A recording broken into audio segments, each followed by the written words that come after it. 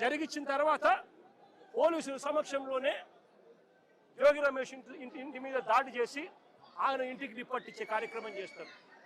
రజనమ్మ అని ముందు రోజు గుడికి పోయి రజనమ్మ పూజ చేసుకొని వస్తూ ఉంటే వెంకటేశ్వర స్వామి గుడికి పోయి పూజ చేసుకొని వస్తూ ఉండేది. వెంకటేశ్వర స్వామికి పోయి గుడికి పోయి పూజ చేసుకొని ఆయన వస్తూ ఉంటే ఆయనను అక్కడే అడ్డగించి గుడి బయటే అని ముందు రోజు గుడి బయటే ఆయనను అడ్డగించి ఆయనను తిడుతూ దుర్భాషలాడుతూ పోలీసుల సమక్షంలోనే ఆమె మీద కూడా దాడికి యత్నం చేశారు. ఇంకా ఏమైంది తెలుసా? ఇంకా ఆశ్చర్యం ఏమిటో తెలుసా? ఉల్టా అమ్మ మీదనే కేసు పెట్టారు. ఏమని? ఆమె గుడికి పోయి వీళ్ళందరినీ అటాక్ చేయడానికి ప్రయత్నం చేస్తాందని. ఏదైనా హద్దు పొద్దు ఉండాలి ఏదైనా మాట్లాడేసరికి. ఇది జంగిల్ రాజ్ కాదని అడుగుతా ఉన్నా. బ్రహ్మనాయుడు అన్న ఆయన చేసిన పాపం ఏంది? ఆయన గుడికి బయలుదేరినాడు. చంద్రబాబు నాయుడు గారికి దేవుడు జ్ఞానోదయం చేయాలని, చంద్రబాబు నాయుడు గారు అనే వ్యక్తిలో పశ్చాత్తాపం రావాలని, చంద్రబాబు నాయుడు అనే వ్యక్తికి దేవుడు దయ వల్ల ఆయనకు, ఆయన కొడుకుకు, ఆయనతో పాటు అక్కడే ఉన్న ఆయనతో పాటు ఆయన పార్టీలో ఉన్న పవన్ కళ్యాణ్ గారికి అందరికీ కూడా జ్ఞానోదయం జరగాలి అని చెప్పి బ్రహ్మనాయుడు ఆయన గుడికి పోతా ఉంటే, గుడి నుంచి ఆయన బయటకు వస్తూనే ఉంటే ఆయన మీద కూడా అటాక్ పోలీసుల సమక్షంలోనే ఆయన మీద కూడా దాడి. నేను అడుగుతా ఉన్నా, కాకాని గోవర్ధన్ అన్న విషయం అయితేనేమి, ఇంకా వీళ్ళందరి విషయాలు అయితేనేమి, తప్పు చేసేది చంద్రబాబు నాయుడు చేస్తా ఉన్నాడు. తప్పుడు ఆరోపణలు చేసింది చంద్రబాబు నాయుడు చేస్తా ఉన్నాడు.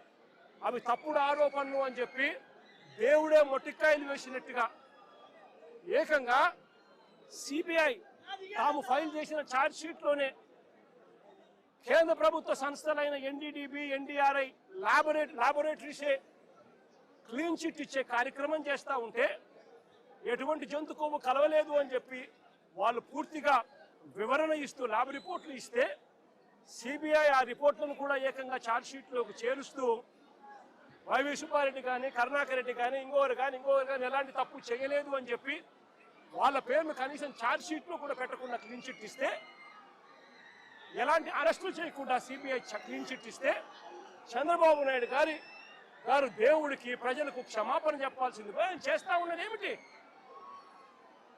ప్రతి విషయంలోనూ కూడా చంద్రబాబు నాయుడు చేస్తా ఉన్న రాజకీయాలు ఇలాంటి దుర్మార్గపు రాజకీయాలే. చూడండి, మీరే ఆలోచన చేయమని అడుగుతా ఉన్నా. సూపర్ 6, సూపర్ 7 ఎన్నికలప్పుడు మాటిచ్చాడు, బాండ్లు ఇచ్చాడు. ఇంటింటికి వెళ్ళి అమ్మా బాండ్ తీసుకో తల్లి, మీ ఇంట్లో ఎంతమంది ఉన్నారు, మీ ఇంట్లో నిరుద్యోగులు ఉన్నారా, మీకు 36,000, మీ ఇంట్లో పిల్లలు ఉన్నారా, ఇదిగో మీకు 15,000, మీ ఇంట్లో రైతులు ఉన్నారా, ఇదిగో మీకు 26,000, మీ ఇంట్లో మీకు చిన్నమ్మలు పెద్దమ్మలు 50 ఏళ్ళ వయసులో ఉన్నారా, వాళ్ళకు 48,000 చేసామని చెప్పి ఉద్యోగం కోసం వెతుక్కుంటున్నారా పిల్లలు, 36,000. ఈ మాదిరిగా బాండ్లు ఇచ్చి ప్రజలను మోసం చేసి సూపర్ 6, సూపర్ 7 హామీలు ఇచ్చి ఈరోజు ఏమంటాడు? Super 6, super 7 చేసేసామంటాడు. సూపర్ 6, సూపర్ 7 చేసేసామని చెప్పి పొద్దు సిగ్గు లేకుండా అబద్ధాలు ఆడుతూ ఉన్నాడు.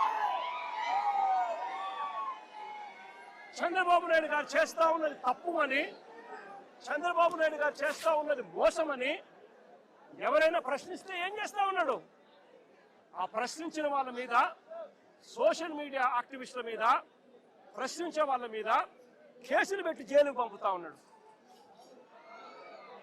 అబద్ధాలు చెప్పేది ఆయనే, మోసం చేసేది ఆయనే. ఆ తర్వాత ఆయన ఎవరైనా ప్రశ్నిస్తే వాళ్ళ మీద అక్రమ కేసులు పెట్టి, అక్రమ సాక్ష్యాలు క్రియేట్ చేసి వాళ్ళను జైలుకు పంపించి చివరికి సోషల్ మీడియా పిల్లలని కూడా చూడకుండా చంద్రబాబు నాయుడు గారిని ప్రశ్నిస్తున్నారని చెప్పి ఏకంగా వాళ్ళ మీద గంజాయి కేసులు పెట్టి వాళ్ళ కెరీర్ను సైతం నాశనం చేస్తా ఉన్న వ్యక్తి ఈ చంద్రబాబు నాయుడు గారు కాదా అని అడుగుతా ఉన్నా. చేసేటివన్నీ తప్పులే, చేసేటివన్నీ అబద్ధాలే, చేసేటివన్నీ మోసాలే. ఆయనే లిక్కర్ నడుపుతాడు.